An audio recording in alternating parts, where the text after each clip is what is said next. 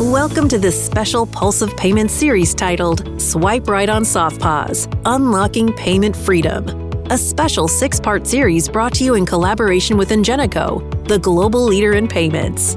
SoftPOS is a revolutionary technology that lets merchants accept payments on any smartphone or device, unlocking a world of possibilities. Join us as we dive deep into SoftPOS with Ingenico thought leaders, satisfied customers, and innovative partners. Discover how this flexible solution can streamline your checkout, expand your reach, and deliver a seamless payment experience for your customers, all while moving your commerce forward. Buckle up and get ready to swipe right on SoftPOS and unlock payment freedom. Hello, everyone, and welcome to the Leaders in Payments podcast. I'm your host, Greg Myers, and this is the 4th episode in our Pulse of Payments series on SoftPOS, sponsored by Ingenico. Today, we have 2 very special guests, Pierre Aurel, the Chief Product Officer at Stanchion Payments, as well as Norman Frankel, the Chief Growth Officer at Stanchion. So, guys, welcome to the show. Thank you so much for being here. Thank you, Greg. Good to be here. So let's go ahead and dive in. Pierre, if you don't mind taking this first question, can you tell our audience a little bit about Stanchion and what you do? Sure. So Stanchion's an established business. It's a global payments consulting business. It's been around since 2001. So solid reputation in the industry with offices in Australia, the UAE, South Africa, and the US, and a smaller European presence as well, operated out of the UK. Historically, the business has always consulted to banks around their payment infrastructure, advising banks on how to modernize and keep their systems compliant, particularly around the card systems, so card switches and card issuing platforms. Over the past 5 years, maybe slightly more, Norman, we've been building our own software products. And that's come about from a need, speaking to these banks, realizing that there's some unmet needs that they have in their ecosystem where they need third-party software to augment that. And Stanchion's been building our payment fabric technology to overlay on these card systems and cover those gaps and meet those needs that customers have been telling us. And that's been kind of soliciting feedback from a worldwide audience, from the Middle East, from Africa, from the Caribbean. And we bring that all into the product team where we aggregate the technologies and take that product to market ourselves, known as Payment Fabric. Okay. So Pierre, sticking with you, maybe walk us through your journey in payments and what led you to Stanchion. Yeah, so I've been with Stanchion almost 2 years now. So really maturing the software environment here and thinking about the strategy and what we do, particularly around SoftPOS initiatives. Prior to that, I actually built with my team at my previous company, one of the earlier SoftPOS solutions in market. And that began in 2019 and really spent a lot of time working with Visa and MasterCard, building out the very low level payment kernels that need to operate on a payment device, then moving on to the mobile apps and then the processing environments.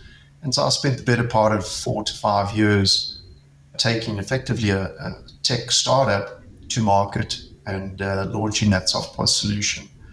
And so a lot of scars that I've got to show from those experiences. SoftPOS has really been a labor of love, I guess. You know, it's a challenge, but it's been fantastic working in the industry and driving that change, you know, moving from hardware to software. And so a lot of experience there in terms of the early days of SoftPOS. And now in Stanchion, got the view of how we help these banks launch more digital issuing products, how to digitize cards into wallets, as well as how to accept digital payments in their acceptance network. And so we play in on both sides of that card issuing and acquiring. Okay. Norman, same question for you, a little bit about your payments background and what led you to Stanchion. Thank you, Greg. So I've been in the payments industry for 33 years now, a bit of a veteran. And I started in the city of London with a bank called NatWest. NatWest was quite a famous, innovative bank on both the issuing and the acquiring side. One very well-known incubation company that came out of that was indeed WorldPay itself.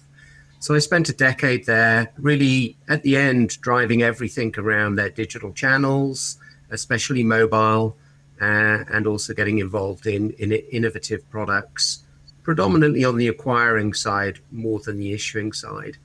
And then from there, I went into a large technology firm that was a world leader in the mobile payment space. And I ran their global business for wireless internet and e-commerce and mobile commerce. And from there, I came up with an idea which the company supported me on. I took that outside of the business, ran that independently, and spent 10 years growing that up in the customer not present e-commerce space to do with the processing of mobile payments. And that was one of the early examples of a fintech, which started back in 2004. And I was lucky enough to exit that with a listing on the Junior Stock Exchange in London. And then I went to work for a well-known firm called Euronet, and I was helping to open up new markets for them across Central and Eastern Europe, Turkey, and the Middle East. And then from there, I've been in Stanchion now for 6 years, and I work very closely with Pierre, driving the global growth for our payment fabric technology, which we've used with Ingenico. So I've actually worked with the organization which Ingenico bought, which previously called FOS. I've actually worked with the CEO, Brad Hayett, and the sales director, Mike Barnes, for 5.5 years now. So Stanchion was actually one of the very first organizations that was in the integration space that partnered with Ingenico.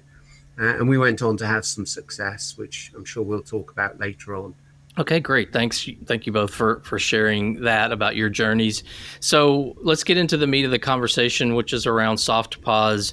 And for those out there, Norman, this question's for you. For those out there that may not know what SoftPOS is, can you give us your definition? What are some of the benefits? And what makes it different than traditional POS systems?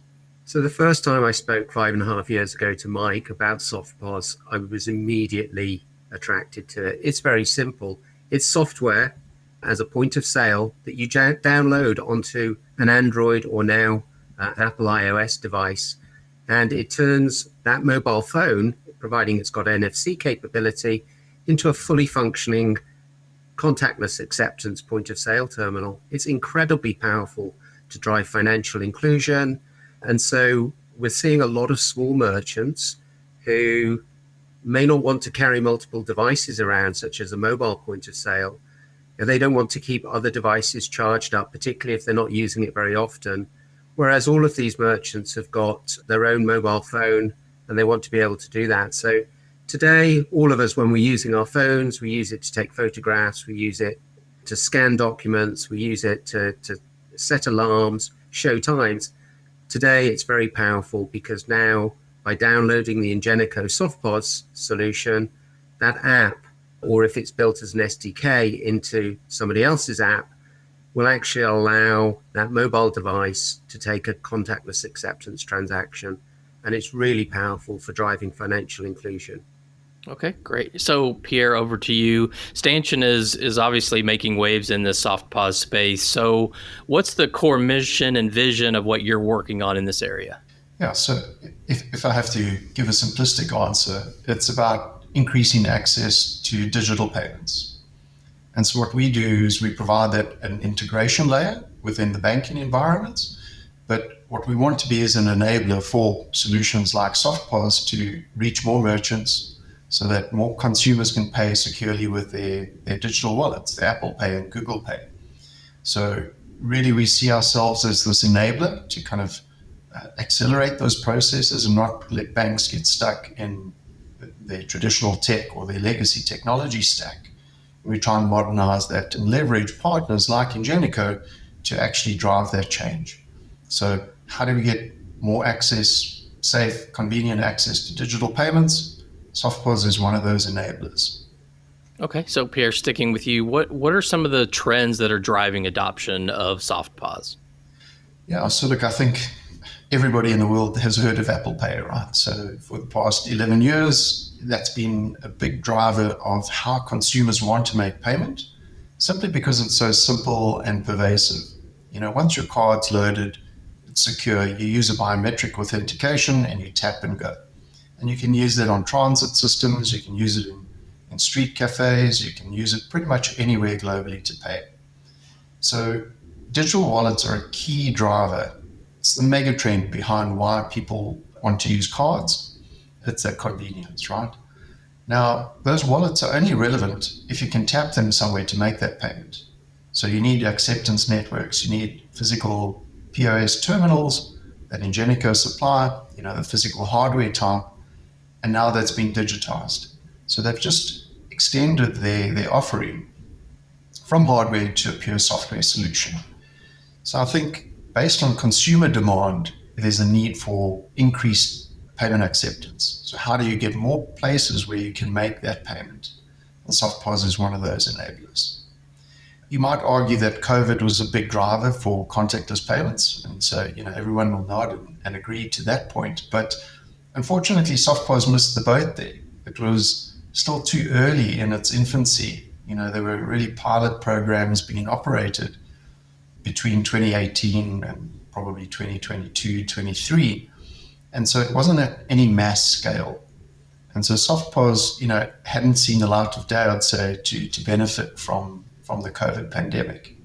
But certainly it was a catalyst for consumers to digitize their cards, move them from plastic into digital wallets. And that's continued. And so as, that's the preferred payment method for consumers, SoftPOS is kind of benefiting from that now. So you're seeing that benefit.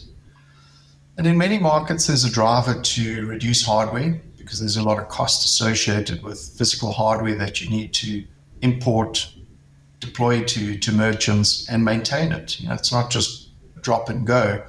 That device, if it's faulty, acquirers have to look after it. So there's a lot of cost, and many acquirers will be looking to drive down that cost and increase access. In other markets, they may not have had that acceptance network yet. So particularly in emerging markets, we've seen some kind of leapfrogging effect where they didn't have a lot of legacy POS terminals. They had no terminals at all. So it was really cash-based markets or mobile money or account to account. And so, for those markets, SoftPOS is just a natural fit now because if they didn't have acceptance before, consumers want to pay with a digital wallet, roll out SoftPOS and suddenly you meet that need, right? So then merchants can accept those payments. So those are the mega trends that we see. It's really, one is cost reduction and the other is just making sure that payments are safe, convenient for these consumers. Okay. So Norman, over to you, and Pierre mentioned this a little bit, but can you give us some insights into the types of businesses and industries that see the most significant benefit from SoftPOS? So one of the stories that gets the sort of most amazing feedback when we're presenting, especially in Africa, is how during the COVID pandemic, particularly in the UK, there was a lot of reference to not touching cash, using contactless acceptance. And the Church of England was a very early adopter to allow people to pay for their donations when they went to church on Sunday with the SoftPOS solution. And when we talk about that in Africa, people's eyes really pop and they get very interested by that. I think really the largest number of merchants that are taking it up are at the smaller end. They may be sole merchants, they may be small restaurateurs, they have food stalls, they may be associated with tourism. And a lot of people will use it in that context. And they're using it in that context because they're moving around. They don't want to have second devices that they're charging up. But it's been very interesting. For example, in Greece, the government wanted to fiscalize all tax receipts. And so they started to tell accountants and lawyers that they must have a point of sale terminal to be able to take card payment transactions. And so there was a rush for people to start using SoftPOS. Now, they use it on a very ad hoc basis, but they needed to do that in order to comply with the law. In Romania, about 18 months ago, the Romanian government passed a law that said that if you've got a turnover of above 10,000 euros, which isn't very much, then it was mandatory that you offered a contactless acceptance option to a customer if they wanted it. So what happened was that all these small merchants started phoning the banks, and this was a market where the point of sale was subsidized by the bank to the merchants. But now we're talking about very low transaction volumes. So the banks didn't want to effectively subsidize that. They'd already fairly recently implemented SoftPOS capability. So what they did was they just said to the smaller merchants, you can go onto our website and start to download SoftPOS capability. And so that was something that really spread quite quickly. But it's large enterprise organizations that are using it as well. So, for example, Walmart use it, 7-Eleven and Decathlon. These are major retail stores. And they'll use it for everything from queue busting to when there may be a cyber attack that takes out a particular store location, they can carry on trading. And then yesterday we were presenting the Ingenico solution in the Philippines to the largest e-commerce gateway processor. And they represent both courier, which is a cash on delivery market, as well as insurance companies. And so insurance agents have a desperate need to be able to collect funds and take those transactions. So they're looking at SoftPOS as a way of being able to take those funds as well. So it's really, it crosses many industries, but I think the volume that we're seeing at the moment is in that small merchant category. Okay. So Norman, sticking with you, are there any use cases or kind of real world examples of where this solution has really transformed a business? Anything you can talk about there? So, for example, Stanchion was involved in deploying the Ingenico solution in Greece with the largest acquirer there. So Euronet as an entity bought the largest bank acquirer because the bank acquirers were selling off their acquiring businesses. And so Piraeus Bank's acquiring arm was bought by Euronet, and they've deployed that. So within Greece, which is a market that gets a lot of tourists, there's been a huge volume of transactions and a huge volume of merchants that actively use the app during the summer months or during religious occasions. We suddenly see spikes of apps that are suddenly being used in those instances. I mentioned Romania earlier. That's another market that has got a very high acceptance rate. ING issued a press release about a year after going live with their SoftPOS solution. And ING are a large Dutch bank that are present in all of the European countries. And in their press release, they said that 1 year after launching SoftPOS, 25%, so 1 in 4 of all transactions that they acquire in Romania were initiated from a SoftPOS application. Now, that was a case of, if you like, the government having said that they wanted to get more sight of fiscal tax receipts, and therefore they mandated that every business with a small turnover must have the ability to offer contactless acceptance. Otherwise, there was a very hefty fine for that. Okay, great. Thanks for sharing those. So, Pierre, over to you. I mean, obviously, we talk about payments, we have to talk about security. So how does SoftPOS ensure that the security of the transactions are there, and what type of key compliance requirements are there? Yeah, so it's a good question, and probably one of the key factors that slowed down some of SoftPOS's progress over the last 10 years has been really how do they answer some of those security questions. And so it's matured, particularly in the last 2 years. There's now an industry standard, and that's known as PCI MPOC. It's an acronym, so obviously I'll delve into that just now, but there's a lot of security elements that need to match what was there with the hardware. So when you had physical terminals, you had a certain protective barrier around the card data and the customer's information. Now you move it on to any common device. How do you maintain the same levels of security? And so there's been a lot of work done there. The PCI MPOC standard has come about from 2 prior standards that have been tested and launched in market for a number of years. But essentially, that security framework now allows for the safe processing of card data on any mobile phone. So they call it a COTS device, a commercial off-the-shelf device. Literally, you can walk into any retailer, purchase a mobile phone that's got NFC, install the app and start accepting payments. So that was unheard of 10 years ago, but that's going to be the new norm. So in terms of security, the big ticket item is always maintaining this PCI MPOC standard. So it's a long journey to get there, a lot of security requirements, submitting your application to a PCI test lab, where they really pen test everything about that app, that you code reviews and really pull it apart and tell you everything you've done wrong.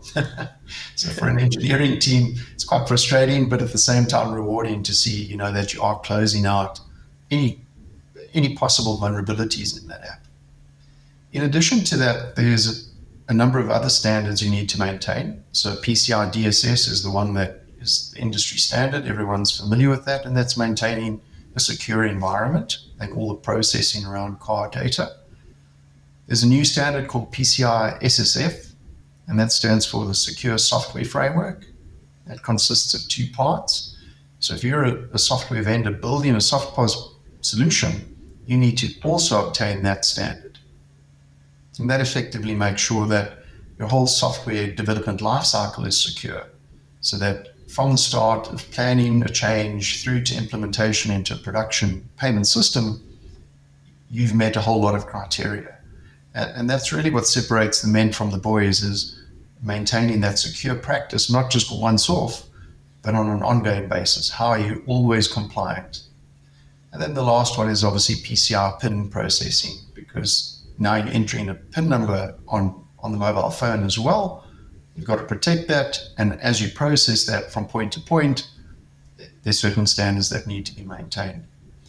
So all of these things come at a cost. You're using independent labs, and it's at minimum a 6 to 18 month investment of your own time in meeting these various standards. So the investment's going to be significant, a couple of $100,000 that any software company needs to put into this, and maintaining that. And so I think the disconnect we see in the industry is people expect now that you've got software, it should be free. Yet you maintaining the same security and standards that hardware manufacturers needed to maintain. So there's a number of costs that are put onto these software vendors which are unseen, and to be honest, the consumer and the merchant don't care. All they want is a secure experience, right? They don't understand all the complexity behind it. So there naturally needs to be some sort of cost recovery to position this and make sure that your solution is differentiated and better than other products in market that have not got these certifications. Okay, great. So let's switch gears a little bit and talk about your partnership with Ingenico and maybe the future of this space. So Norman, we'll go back to you. So as everyone knows, Ingenico has a long history of being a major player in the POS terminal market. So how important is your partnership between Ingenico and Stanchion as far as driving innovation in the SoftPOS space and kind of that adoption? I'd like to think it's a symbiotic relationship, that Stanchion have benefited from the fact that this is an innovation which people want to hear about. They still want to hear about it. We've done in excess of 200 presentations on the topic, and people are still really interested to understand how they can deploy it. These days, the more emerging the market, the more interested that they are in that solution, particularly in markets like Asia and now several African markets. You've seen new capabilities come in, such as QR code payments, which are a set of rails that traditionally the central bank or local government have put in place. And those transactions, they don't run on the traditional card rails, and therefore organizations like Ingenico partly miss out on some of that capability.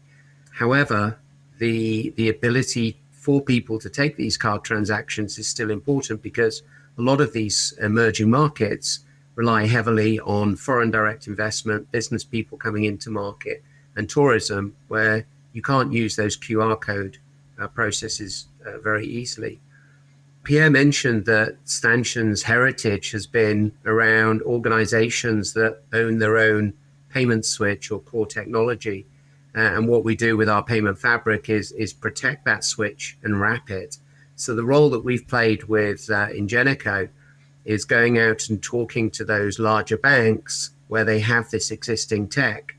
Now, those organizations may either not have skills, they may not have the time, they may have vendors that they rely on to do change to that platform, which then become cost prohibitive to make the business case take place.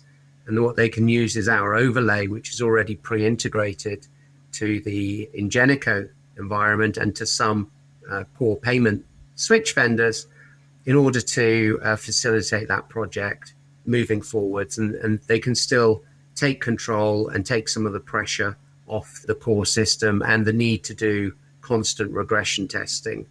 So when you introduce software into an environment as opposed to hardware, the pace of change and the pace with which you need to launch new features is substantially greater. And what that does is it puts quite a lot of effort and risk onto a bank if they're having to do regular change and go through regular regression test cycles in order to get changes through. So our relationship with Ingenico, I think, is a good one. Ingenico's grown rapidly, but with all of the work that's going on and with the software element to this, the projects and the integration of it are substantially more complex than a traditional hardware project where somebody would just buy the hardware, it would come certified and off they go. With a software project, there's a lot of hand-holding, there's level 3 certification that needs to be done, and there's a lot of operational efficiencies that need to be done correctly if you're not going to overburden the contact center and everything else that's going on. And so that's where an integration partnership such as the one that Stanchion brings helps create this symbiotic partnership. Okay. So Pierre, over to you. So what are the key factors that make a successful partnership in this SoftPOS ecosystem, and how does Stanchion approach this type of collaboration? Yeah, so ecosystem is the right word to use there, Greg. I think the card value chain is quite complex. You know, you've got the two sides, issuing, acquiring, you've got card schemes, you've got core banking providers, and then third-party software providers like ourselves. So what we look to do is obviously spark some innovation with customers. And so, you know, we try and provide a full consulting experience for the customer. So it's about sparking that thought about the art of the possible. What could this traditional bank do with something like SoftPOS? And it's never forced. It's really to guide them and say, this is what you could do. These are your options. And it's always about positioning the right product for the right use case. So that's our consulting heritage that we bring to the market. And then there's the product plugin pieces where it would be an Ingenico SoftPOS solution plus our payment fabric to streamline the integration and work that a typical acquirer or bank would need to do. So we take away all the pain points of those integrations, and then we provide the 24/7 managed support to give them the assurance that now you're moving from a hardware world to a software world. It's 24/7, right? So if something breaks, it's not about the merchant waits for a new terminal to ship to them. You can fix it there and then. It just requires intervention. And so collectively, you know, between an Ingenico and Stanchion, we've got that end-to-end offering. But in terms of collaborating in the ecosystem, it's about maintaining certifications that give you the accreditation, give customers confidence that they're buying a good product. And then it's working with the card schemes to also build up trust and understanding about this payment method. SoftPOS is relatively new. You know, people don't fully understand it. They may assume it's a QR scanning app when it's completely different. They might assume it's the Apple Pay e-commerce checkout, which it's not, right? So a lot of people still need to get that understanding of NFC payments and the security that underpins it. And so we rely heavily on Visa, MasterCard, Amex, Diners, etc., to really create that awareness. A single vendor voice in the market is not going to drive change with merchants and create that demand for them to sign up and get a SoftPOS solution. So either it's regulation that drives it, like Norman was speaking about in Greece and Romania, or it's the willing demand that gets created by the interest that Visa and MasterCard are saying, you can trust this technology, it's easy to use, and let's get you onboarded. And so there are a number of partnerships that you need to work on in that ecosystem.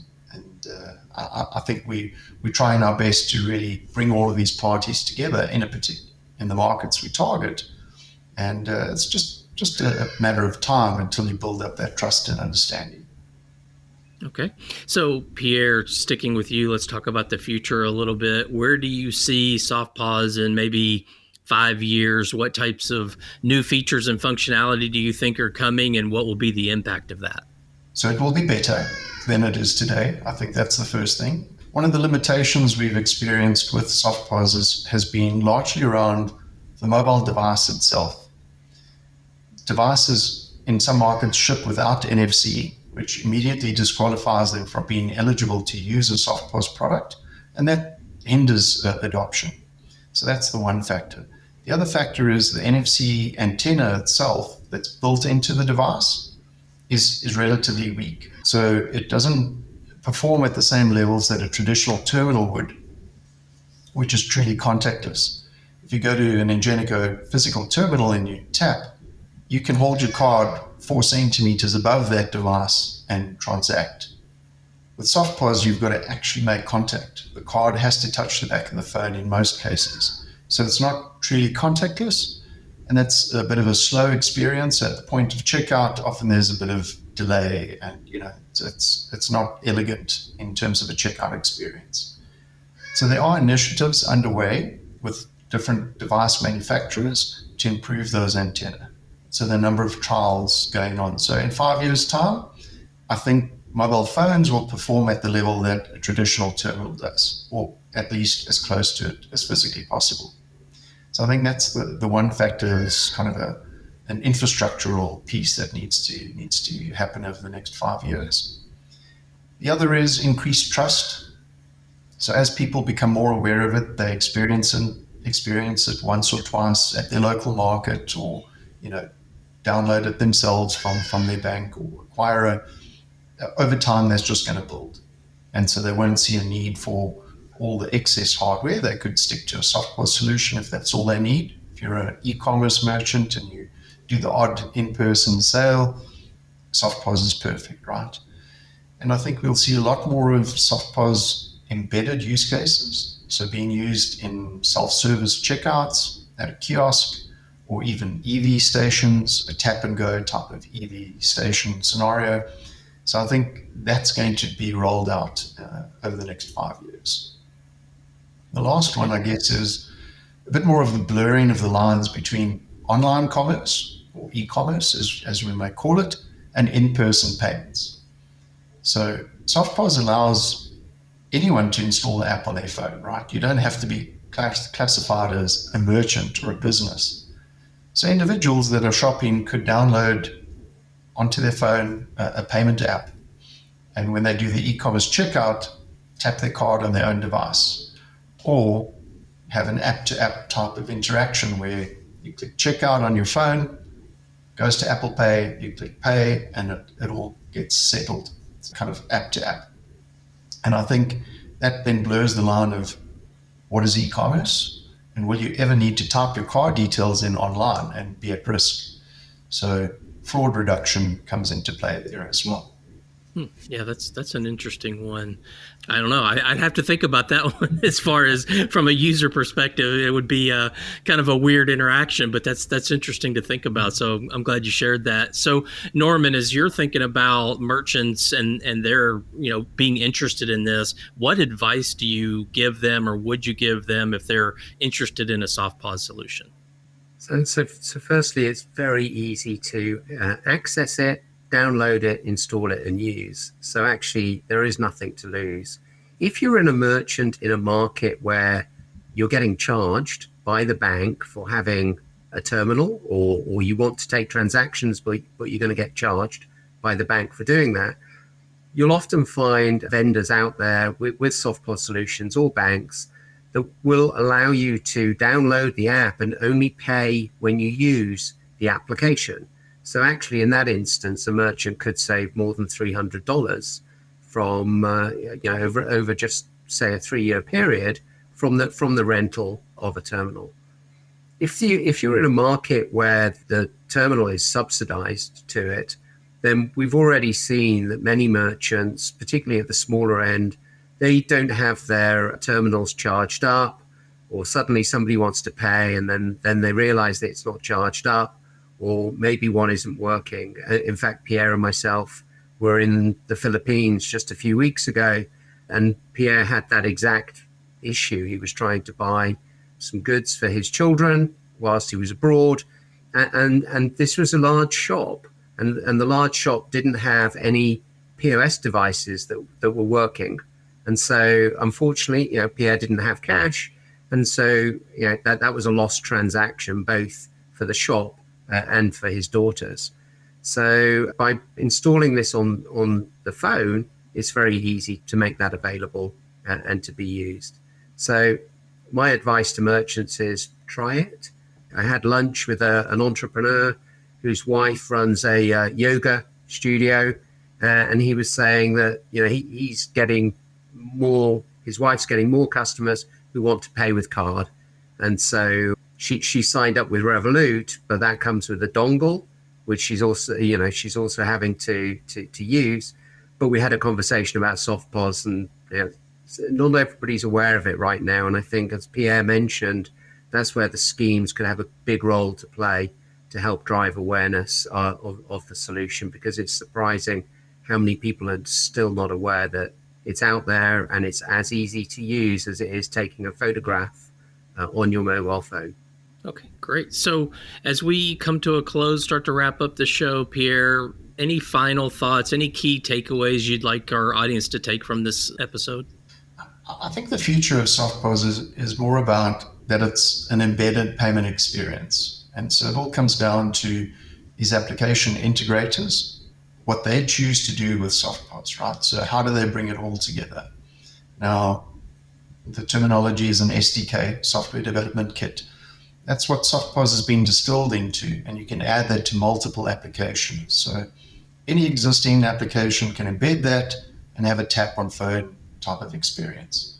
If you think about the next time you need to sign up for Netflix and you've got a reoccurring debit order, instead of typing in all your card information, you could simply tap your card for that first initial transaction, and that will become tokenized for all of the reoccurring debits. And in that process, you've never shared your sensitive card details in clear text with anyone. So it becomes a far more secure experience for cardholders. And then downstream, you've got your reoccurring debits and the convenience of never worrying about that. And then I think it'll also benefit from embedded loyalty and rewards. So as these application integrators that have got control of what's being sold, compare that with SoftPOS, you can start giving instant rewards and immediate discounts on the spot. So I think those are the types of experiences we're going to see emerge with SoftPOS being embedded in more places. Okay, Norman, same question over to you. Any key takeaways you'd like to share with the audience? So surprisingly, and even though SoftPOS has been available in Europe, for example, for over 5 years, the stage of market maturity that we're in is still very early phase. I'd still call it phase one. As we move into phase two, which is beginning to start to be discussed in some countries, you're going to start to look at, as Pierre talked about, this need to build in additional application capability. So, for example, dynamic currency conversion, the ability to add in embedded finance like buy now, pay later. And this provides a fantastic opportunity for the banks to make more revenue by expanding its ecosystem of fintech enablement and capability. But it actually provides a beautiful opportunity for them to incentivize a whole new distribution channel in order to sell additional services. So suddenly, with the right kind of training, the bank can begin to put education programs on to the merchants and allow the merchant to participate in some of those buy now, pay later rewards from it. Similarly with the loyalty and reward concept that Pierre was talking about. So with a little bit of creative thinking, this can be a very big win-win ecosystem for everybody and help with the grander goal of financial inclusion. Okay. So Norman, final question. Where can people go to learn more about Stanchion and SoftPOS? So our website is stanchionpayments.com. You can go on there and find information. Or myself and Pierre, we're regularly traveling, so we're often posting on LinkedIn. So you can find my LinkedIn profile, Norman Frankel, or Pierre Aurel LinkedIn profile, and you can get more information there.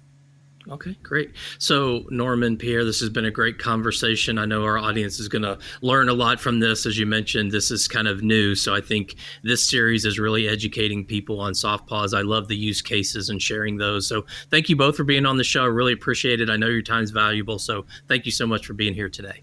Thank you, Greg. Thanks, Greg. Appreciate it. Absolutely. And to all you listeners out there, I thank you for your time as well. And until the next story.